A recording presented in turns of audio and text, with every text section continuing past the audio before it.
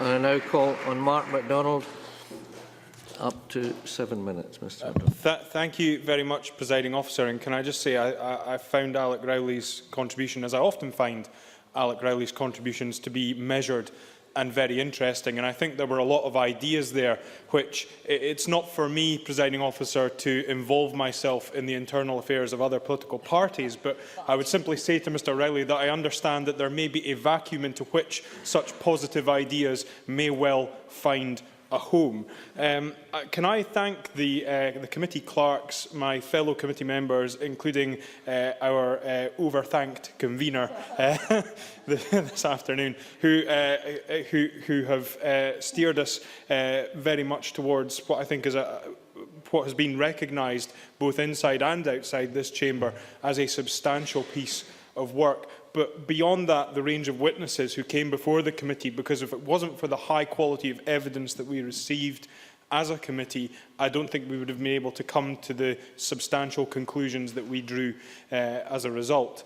Other members have highlighted the public meetings that took place. I was only able to attend the public meeting in Aberdeen. And one of the things that surprised me at that public meeting, Presiding Officer, was that the lack of awareness amongst individuals, many of whom were extremely politically active, both in the referendum campaign but in politics in general, the lack of awareness around not just what was in the draft clauses that the UK government had brought forward, but what was actually recommended by the Smith Commission in the first place. And I think that ties into what my colleague Christine Graham was saying about the fact that the public were not part of the process and didn't see themselves as part of the process of the drawing up of the Smith Commission conclusions. Now, I know that the timetable was very much a victim of campaign rhetoric, and that the timetable that had been laid out during the course of the referendum campaign had to be adhered to for political reasons. But I do think it does give us pause that even those who you would consider to be politically aware were struggling to comprehend exactly what was on the table. There are a number of points in this debate that I think merit a little bit more examination. One is around the issue of the fiscal framework, which I think is absolutely vital. It's a very dry and technical area of the debate, but it's also an extremely important one. As well as being a member of the Devolution Further Powers Committee, I also have the pleasure of being a member of the Finance Committee, not a sentence that normally flows from the mouth of a member of the Finance Committee. But one of the things we've been doing on the Finance Committee is examining the issue around the fiscal framework. And I think that there are a number of issues that have been highlighted during our evidence taking, and which also came up during the evidence sessions at the Devolution Further Powers Committee, which need to be examined further. Those are around tax competition and tax gaming, and also the issue of no detriment. And I cannot emphasise enough the importance of getting a firm definition and understanding of no detriment and what it means, because we are seeing, I think,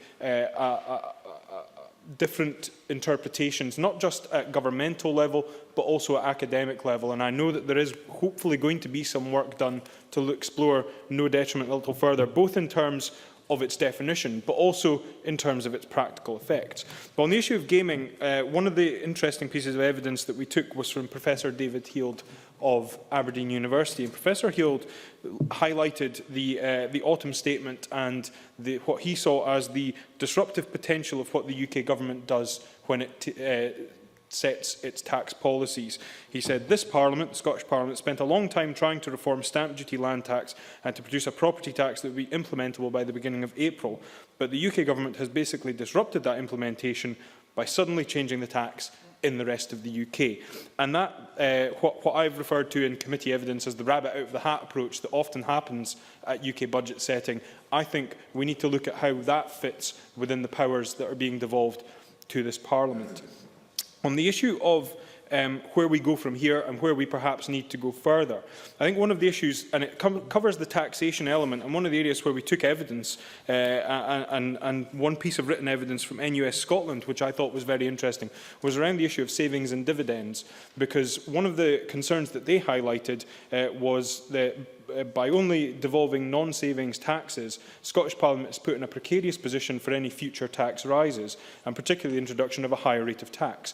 As was seen in the year before the introduction of the 50p rate in 2010, and then in the year following the reduction to 45p, those who it affected were able to shift extremely large sums of money between years and between income and dividends. And there's a concern, I think, that were the powers not to be in possession of this Parliament, that could cause some difficulty. I think that's something that will merit a watchful eye and further examination as we go forward.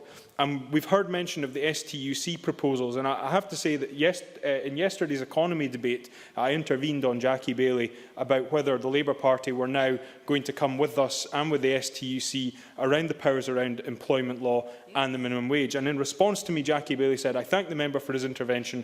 We will have an opportunity tomorrow to debate the full devolution package. I will also be speaking then, and I look forward to engaging with him on the substance of that issue." And I waited, and I waited, and I didn't hear whether or not Jackie Baillie and the Labour Party were going to go where STUC are clearly pushing for us to go. I can understand the reluctance of the Labour Party in advance of the referendum to make those commitments, because they were obviously hedging their bets on a Labour government coming to power.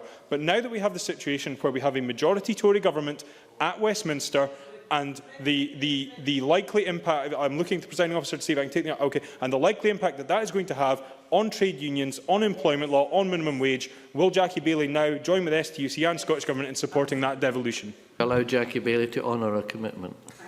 Presiding officer, had of course I had the 7 minutes that the member had instead of the 6 minutes, I would have been able to develop that point fully. But I am happy to consider any suggestions coming from that member.